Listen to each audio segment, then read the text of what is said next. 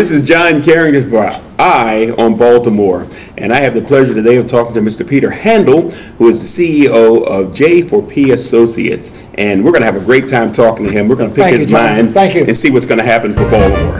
We'll be right back.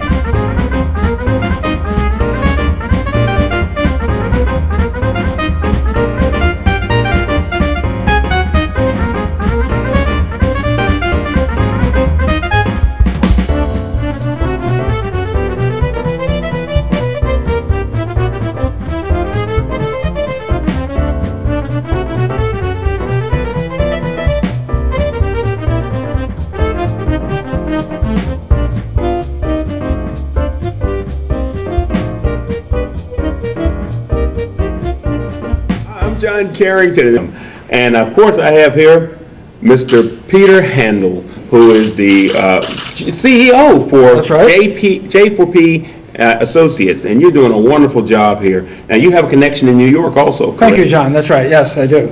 All right. Now are you responsible for this region, or are you responsible for everything in J4P? Everything in J4P, absolutely. You are worthy. All right.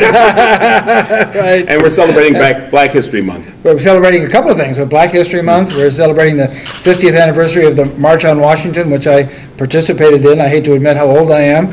And we're celebrating the 25th anniversary of J4P in this community. Wow. Now, you were a baby in arms, but do you remember any of the march? I do, actually, yes. I was a student at Georgetown, and I went over there to the mall, and it was awe-inspiring. It really was, just to see the throngs of people all over the place. It was just amazing. And, of course, Martin Luther King was just unbelievable. This is an honor. I mean, and you were actually there. What was the highlight of that march for you? Actually, I mean, obviously, Dr. King's comment, I have a dream. I mean, it was just amazing. But it was, what really, when I think back at it, it was the multitudes of people. There were just so many people all over, and they were black and they were white, they were young and they were old, and they were all there for the same purpose. It was really a very impressive occasion. How did that march affect you personally? It reinforced some of the things that I've always believed in, but it made me feel as if, I wasn't alone. I mean, not that I really thought that I was alone, but it was just because there were so many people there, it was really it was an eye-opener. All right, so now what are we doing here today, Black History Month? So every year, for the last 7 years, J4P has had a Black History Month event. And so this year we're celebrating the 50th anniversary of the March on Washington, and as I said, the 25th anniversary of J4P. And we thought it would be really useful to get some people that had participated in the civil rights movement back in the 60s to talk about it. And it's going to be an informal discussion, and the idea is just to hear what their recollections are, what they have to say, what they thought about it, and some of their experiences. So you've set up a panel featuring Judge Robert Bell and others. Who else will be on the panel? Dr. Helena Hicks, who sat in at the Reed's drugstore counter, which I think would be really very interesting. That was here in Baltimore. Yes, absolutely. Yes, absolutely. Corner of Lexington and Howard. That you would know, and I don't know. I've been thrown out of that place. Okay.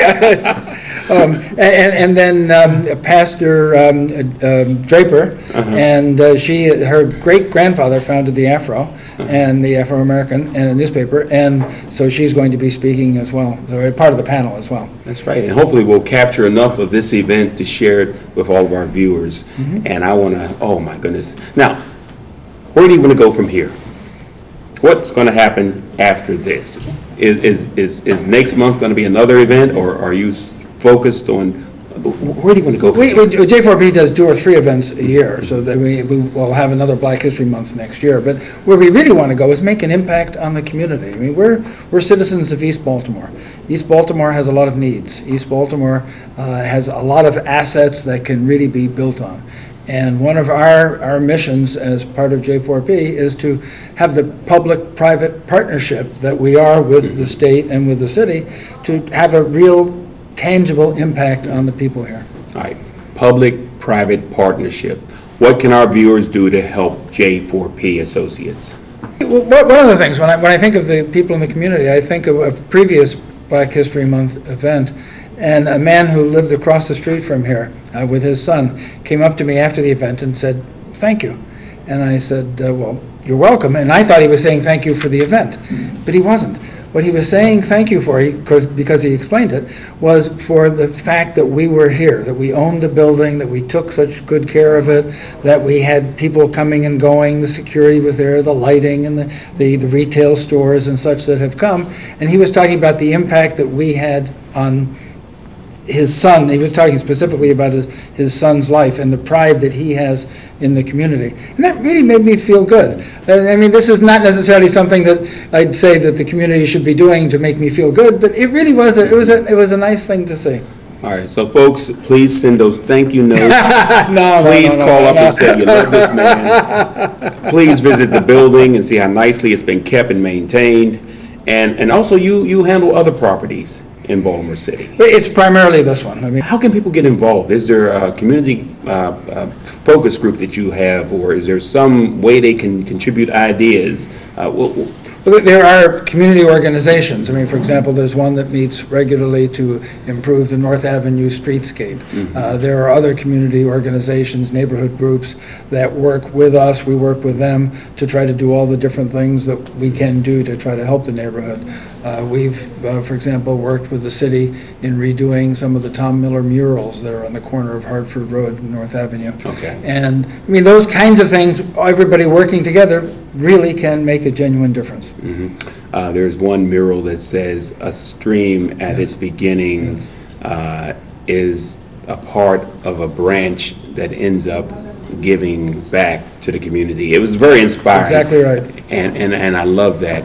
And you're working on refurbishing that. We've refurbished that one twice, actually, already. In fact, my wife Pat and I were down at the World Trade Center yesterday, and on the top floor, they have a exhibit, and that mural is the one that was featured on the invitations and such. So we were very proud of that. Okay, and I applaud what you're doing for the National Great Blacks in Wax Museum. Anything you want to say to Dr. Joanne Martin and those nice folks who are part of your effort? Yeah, absolutely. Dr. Martin has been a real partner in everything that we've been doing here, and she's been very supportive of us, and we've been equally supportive of everything that she does. She's made a real difference in the community as well. All right. Well, before we leave, I'd like to ask, are there any parting thoughts that you have?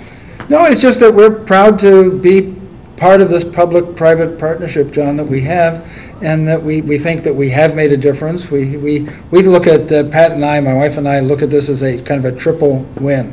It's a win for the state because we provide very good office space for them. It's a win for Pat and me because we've really made a lot of good friends in Baltimore, and we've gotten to know people, and it's been something that's been really very, very nice for us personally. And it's also been, we think, very good for the neighborhood and for the people that live around here. And so we're very happy with that. Well, this is John Carrington. We'll be right back with some more. We don't want to stop now. We'll be right back with more. I'm nuts about downtown Baltimore's West Side. Hello, I'm John Waters, and I'm proud to say that Baltimore has always been my home. It's the inspiration behind all my films, including Hairspray, Crybaby, Serial Mom, and A Dirty Shame. Let me tell you, there are not a more eccentric, monumental, eclectic, intriguing, and character-filled 28 blocks anywhere in the world, and I'm here to prove it to you. Bye. Infectious, fashionable, full of vim and Baltimore vigor, I walk the West Side streets these days in amazement at what it's become. I'm nuts about downtown Baltimore's West Side. You will be, too. Hi, how are you doing? We're going to thank you for coming out this afternoon to the 7th Annual Black History Month event here at the Talmadge Branch building. This has been put on for the last 7 years by Peter Handel and the J4P Associates, and Mr. Handel will address us at the end of the presentation this morning, and we'll have lunch right after that. I'm Carl Stokes. I'm a member of the J4P team and council member here in this district, and we have a great and distinguished three-person panel. And our theme this day is 50 years after the March on Washington for equality and jobs. called freedom. And so we wanted to we got some people who are very much imbued in the history, not only here in Maryland, but some of the things that they have done, accomplished, in fact, have a nationwide impact on the lives of all of the citizens. As we all know, whatever, quote unquote, was being done for African Americans actually bettered conditions for all of America in their efforts. Just as a quick sort of side note, before we introduce our very distinguished panel, I remember something that sort of hit me and pushed me into whatever activism I may have had, and that is that on the exact same day that the March on Washington took place in the state of Maryland, there was a gentleman, William Zatzinger, I think was his name, who was being sentenced. At the Emerson Old Hotel in Baltimore City, the Emerson Hotel, there was a 24-year-old tobacco farmer who ordered a drink from 51-year-old Hattie Carroll. Miss Carroll didn't move fast enough for Mr. Zatzinger. Mr. Zatzinger struck Hattie Carroll with a cane. She died. She died. He got a 6-month sentence, serving on the weekends because he had to harvest his crop, a $500 fine, and this 3-judge panel rule that she didn't die as a result of the assault, but she had hypertension, and so she died because of a stroke. And that seemed grossly unfair. I remember it very clearly. It happened on the sentencing happening on the exact same day as the March in Washington. There was a young musician in D.C., Bob Dylan, who wrote a song, The Lonely Death of Hattie Carroll.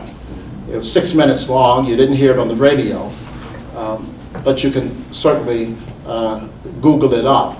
And he wrote that particular ballad to the memory of Hattie Carroll.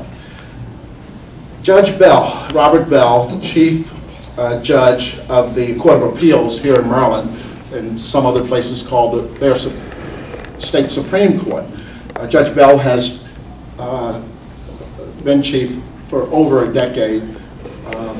He is, in East Baltimore, we always love to be proud of our folk, not living very far from this actual site. We were talking about coming up here to the garden center of the old Sears Roebuck building.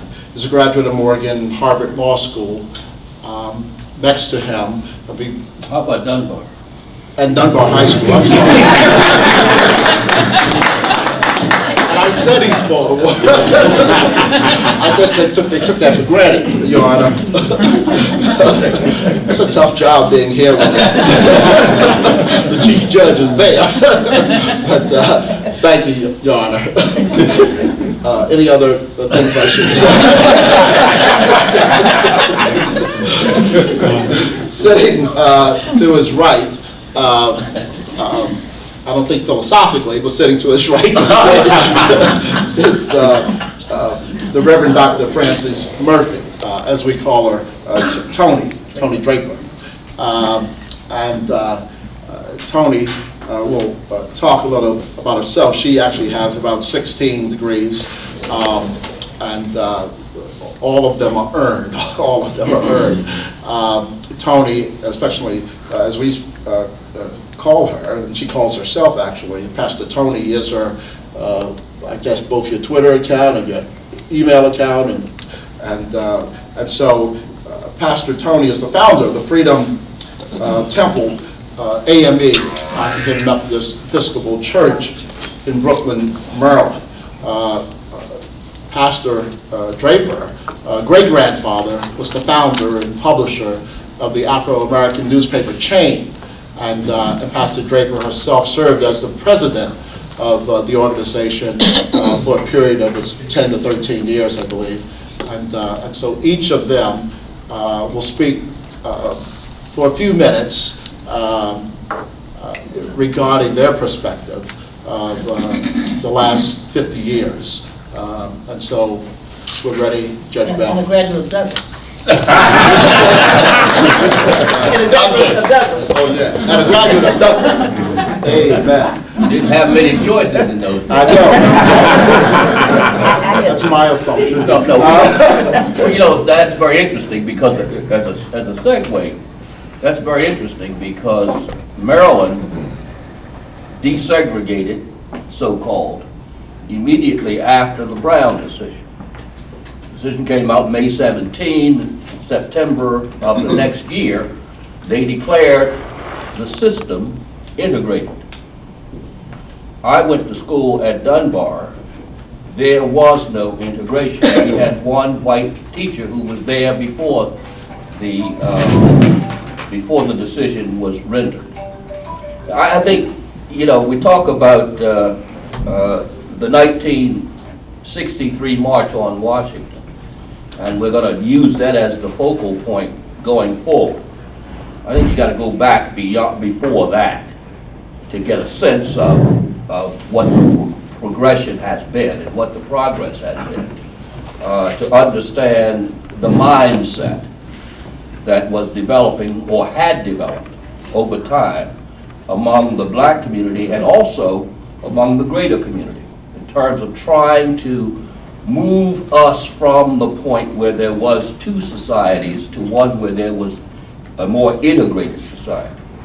Now that all started, I mean, everybody knows about Charles Hamilton Houston and Thurgood Marshall and what they did with regard to the educational system, how they started way back in the 30s with a strategy to desegregate higher education and ultimately education in general, with the idea that that would then trickle down and integrate the entire society. What people don't know probably about that situation is that the whole Brown against Board decision was begun right here in Maryland. In fact, it was begun right here in Baltimore. Most people don't know about the case of Donald Gaines Murray against the University of Maryland Law School. Donald Gaines Murray was a student who had, I guess he graduated from, and I can never get this right, it was either Princeton or Cornell. And he wanted to go to law school. Thurgood had not been able to go to the University of Maryland Law School, not because he applied and was rejected, but because he knew the lay of the land when he came out of Douglas High School. But Thurgood, Donald Gaines Murray wanted to go. And he asked Thurgood if he would represent him. Thurgood consulted with Charles Hamilton Houston, and they agreed to take the case. The case was decided, was filed in the old Mitchell Courthouse, downtown. And it was tried by a judge named Eugene O'Dunn in that courthouse. Now they tell me that it was tried in the old civil courts building, which is down on the 4th floor, I believe, in the old courthouse. And it was tried on the theory of separate but equal.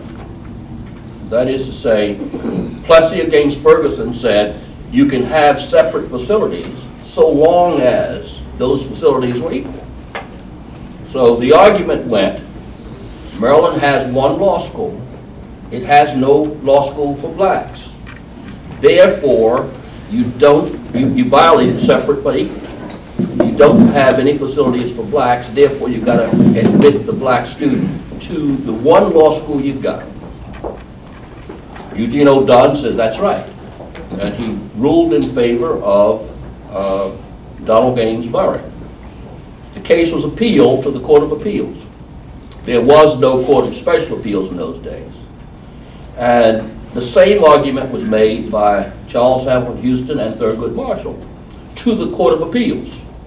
And that court agreed and ordered Donald Gaines Murray's admission to the law school.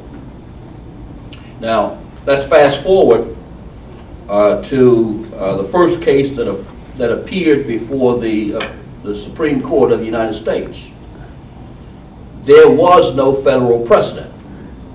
And so the Supreme Court when it was addressing the issue of separate but equal, cited the case of Donald Gaines Murray against the University of Maryland Law School. That was the first case on the road to Brown. That's why if you go down to Annapolis and you look at the statute of Thurgood Marshall and the way it's all set up, you'll find on one bench Donald Gaines Murray, on another bench 2 kids. And that all joins all of that together. So the fight began here in Maryland. But I think the point I want to make is that where we are today was made possible by, where we are today was made possible by what was going on at the churches and the universities, the colleges here in Maryland, long before the March on Washington. Most of you don't know, but Harry Cole led a march, march to Annapolis in the 40s, protesting lynching in Maryland. Morgan students had been involved in sit-in demonstrations, one right after the other, about 10 years before the Greensboro students decided to sit in at the 5 and Dime store. So this place has been a hotbed of efforts to obtain an equal footing for all of the races. Now, everybody talks about Bell against Maryland, and my name is on the case, true. But that was Morgan's students. Those were we were involved, the high school students were involved because Morgan students decided that it was time to get us involved, recruited high school students, and we sat in and boycotted and picketed stores in downtown Baltimore at their instigation as a part of an overall effort to change the segregated nature of this particular city. And quite frankly, their efforts paid off as a result of those demonstrations in the 60s. What happened was we got a public accommodations law, made it illegal to discriminate. To be sure, what happened when they passed that statute was not the panacea, because it had an alcohol exception in there. You know, that was a recognition, so-called, that you can't give us too much alcohol. But at least it was a step. And Morgan students continued their efforts even after that. You'll hear about some of the efforts which took us beyond the restaurants in downtown Baltimore, took us beyond the theaters, took us into other places of public accommodation. And it had distinguished folk involved, the ministers. We can't forget that this was not an effort on the part of just a few people. It was an effort on the part of the entire community. Even those who did not participate actively supported it. They applauded it. They encouraged. And that, to me, is critical. And I'll just say one last thing and I'm going to quit. I was told I didn't have to make a speech, by the way. I was told that. So I was told that, so I must stop. Now I forgot what I was going to say.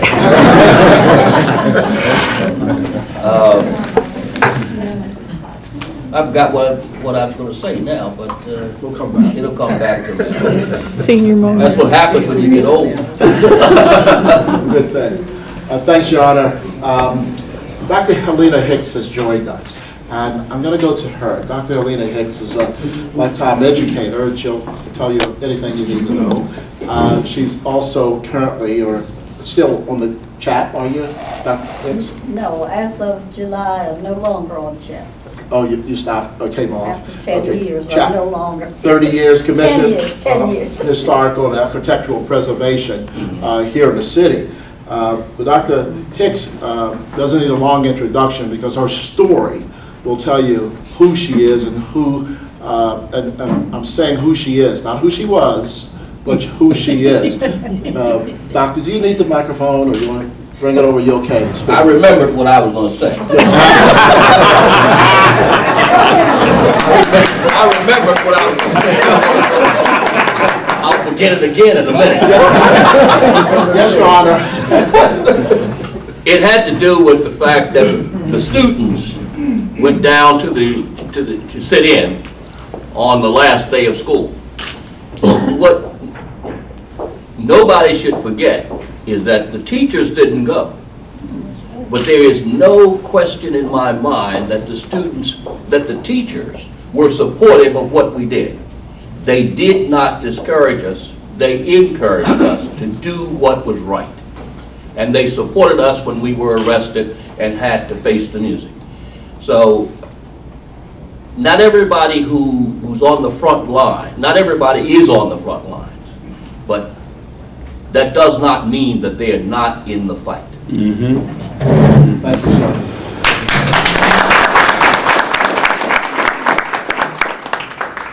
And Dr. Hicks, as Judge Bell referenced, before there was the Greensboro sit-in to integrate lunch counters in North Carolina at the 5 and dime stores, there was an antecedent to that, and Dr. Hicks was very much a part of that. Dr. Hicks, you can begin any place you like.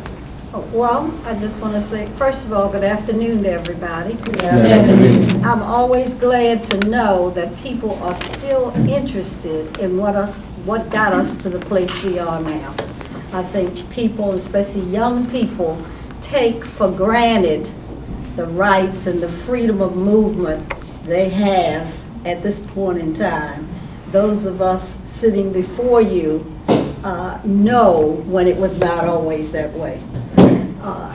When I was at Morgan had a reputation, as Judge Bell said, of social justice activity.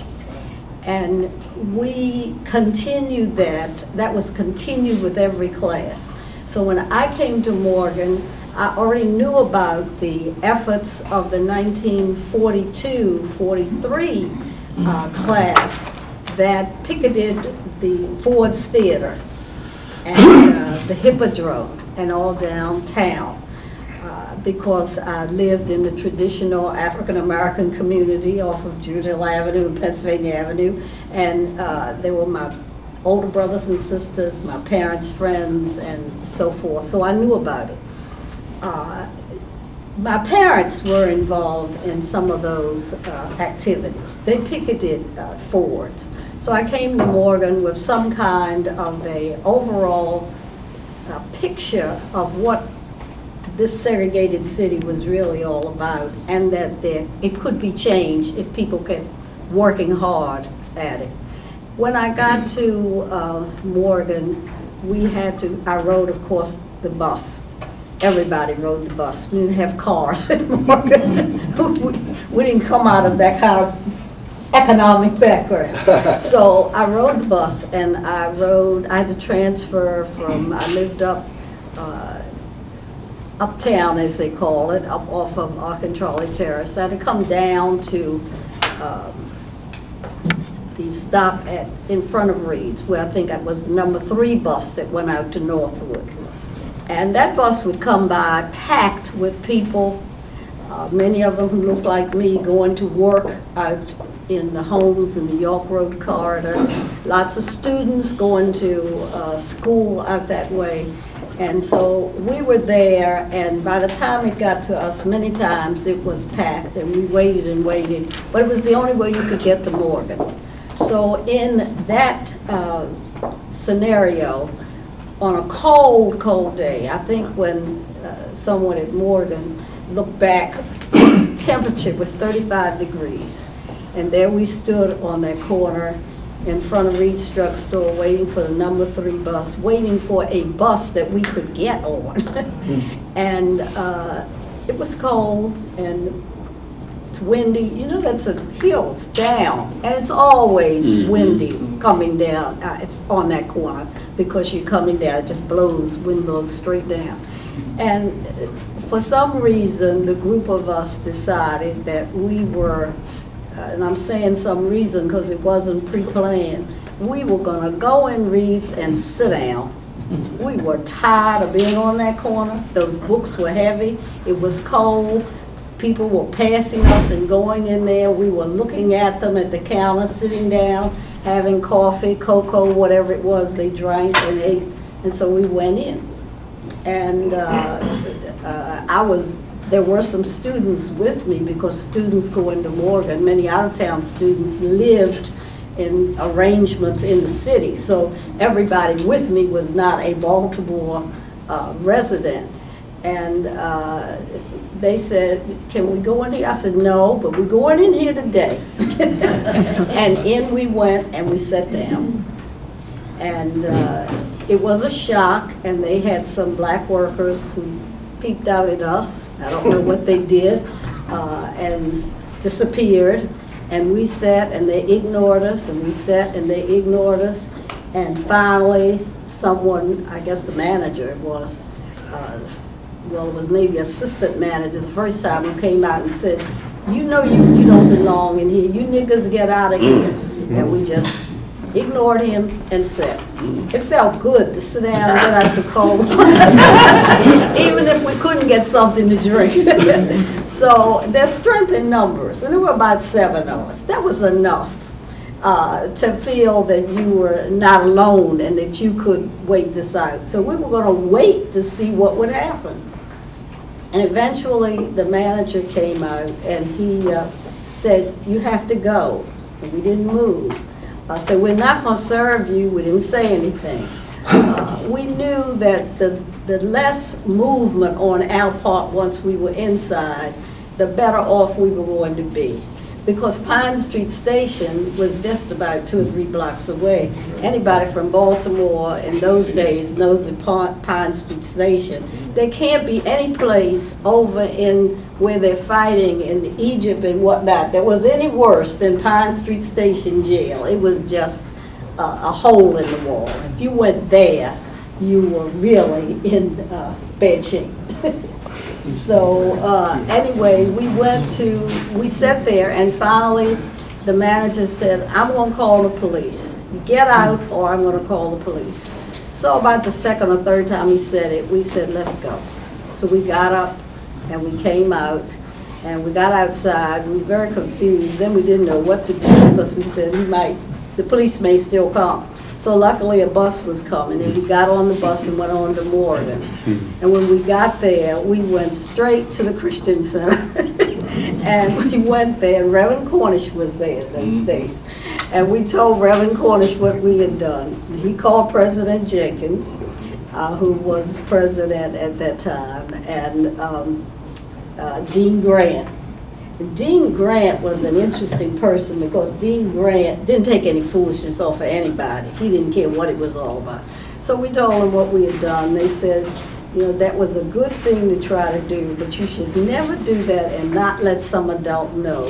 Who knew? Why didn't you tell somebody? He said, we didn't know we were going to do it. He said, you should have gotten, somebody should have known, your parents, the NAACP, somebody at Morgan. Don't ever do it again on your own, because you will have nobody to rescue you. So we said, okay. We didn't know what that meant when President Jenkins was kind of quiet, and he finally said, it's just interesting how it works. He said, we said, you're not going to put us out of school, because it was against the law. I mean, we had really broken the law. And we said, you're not going to put us out of school for breaking the law. I'm a senior. In fact, 5 of the 7 of us were seniors. And he said, no, I'm not going to put you out of school. I just don't want you to do that anymore. So Jerry Harris, there are only 2 of us still living. Jerry Harris, who lives in Greensboro, and she was originally from Greensboro, spoke up, and she said, Dr. Jenkins, do you belong to the NAACP? And he said, because we belong to the youth branch of the NAACP. He said, no. It said, bring me an application in the morning and I'll join. So it was just the way it broke the ice. And then we went on to our classes. You know, Reverend Cornish talked to us for a while, counseled us, and we went on to our classes. He said, if you got phones, give me your numbers, let me tell your parents what's happened in case there's some repercussions. And the only thing my parents said, who had taken me with them walking around Ford's Theater to picket, they said to me, "That's not what we sent you to school for." And I just looked at them and said, "You didn't send me to school. You dragged me up and down that picket line when I was a little girl. Told me I have to always fight for my rights. And then you tell me, when I fight for them, I didn't say that, but I'm thinking this. I didn't dare say it. So, and then my father finally said, "I'm proud of you. That was a good thing to do. And tell all those folks who were with you, come out, we'll have lunch and we'll do something special for them." It was a good thing to do. So it smoothed itself over. Now, I belong to Lily Carroll Jackson's youth group. And so, she knew, we let her know what had happened. We had no repercussions from it. When Jerry Harris, who was Jerry Leak in those days, when she went back to Greensboro that summer, she told everybody what we had done. They didn't believe her, and she led the fight down there to make them acknowledge that they were not the first city. She took that battle on. You think I'm a battler, you should meet Jerry. So it worked itself out. We did not think it was a big deal, because after that, Walter Carter and I went on from Morgan to Howard to School of Social Work. And Walter Carter did have a car.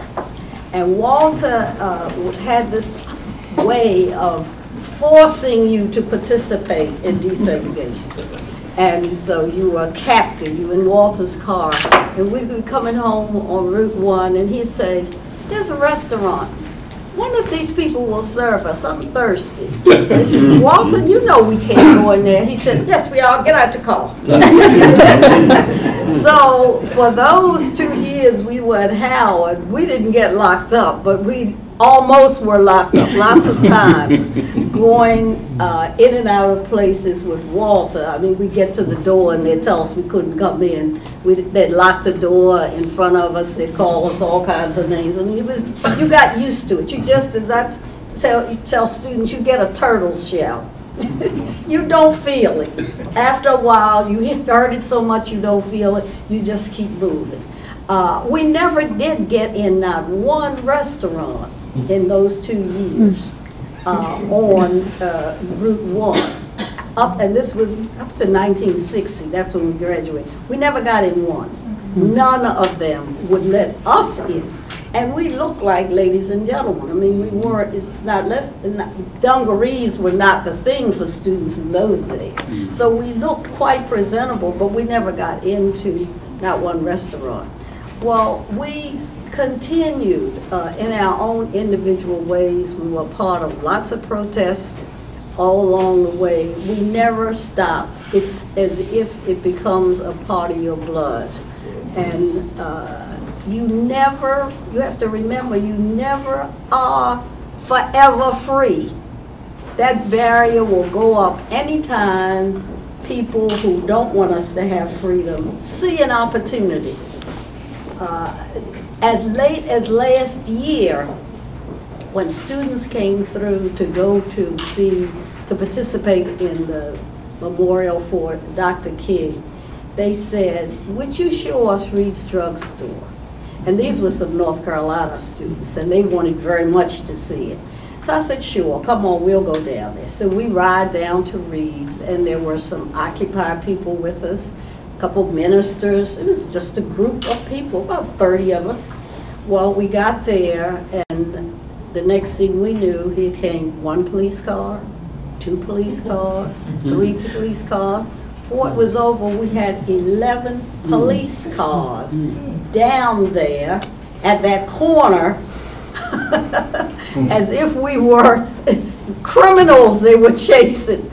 And so the students were kind of shocked. They didn't know what to do. So I got out the car, and we had a bullhorn. And I just grabbed the horn and I said, "Why aren't you all why are you all wasting my tax dollar? Why aren't you out chasing criminals this time of day on Saturday afternoon instead of down here bothering us? We aren't doing anything. So they weren't expecting that. And finally, I guess the captain, whoever he was, got out of the car and he said, you're not on the sidewalk. I said, we're on as much of the sidewalk as there is to get on. You can't stand in the street. I said, there are no cars coming. It's a blocked off street. Everything down here is empty and boarded up. What difference does it make? And we aren't going to be here long. And he said, but you need to be on the sidewalk. I said, Baltimore City cut these sidewalks back to widen the street for traffic. This is the only place that all of us have to stand. So they were, it was a number of them, and some of them looked like me. And I said to them, would you treat your mother this way? Did your mother or your aunt or any female in your family ever fight for civil rights? Would you have wanted policemen to come down and talk to her like this? Why are you a part of this? Because you wouldn't have that uniform on if it wasn't for people like me who made it possible for you to work in an integrated police department. I said, we're going to be peaceful, we're going to leave, but we're going to stand here until these students who came from out of town get a chance to see where we broke up segregation. And it was peaceful and quiet. Next thing I knew, they were gone. So as I said to them, there is always that barrier that goes up. There are people in this world who never, ever want you to have the same rights that they do. And any opportunity they get to challenge you on equality, they will. And whether it's 2012, 2013, 2015, I don't know when it will stop. But anybody who thinks that that is over has a wide awakening in front of them. So I say I will close my eyes knowing that I did what I could do to every time I could to make it better for God's world and the people in God's world. Thank you, Dr. Hicks.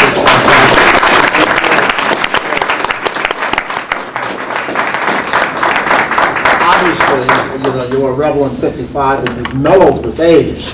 Yes, I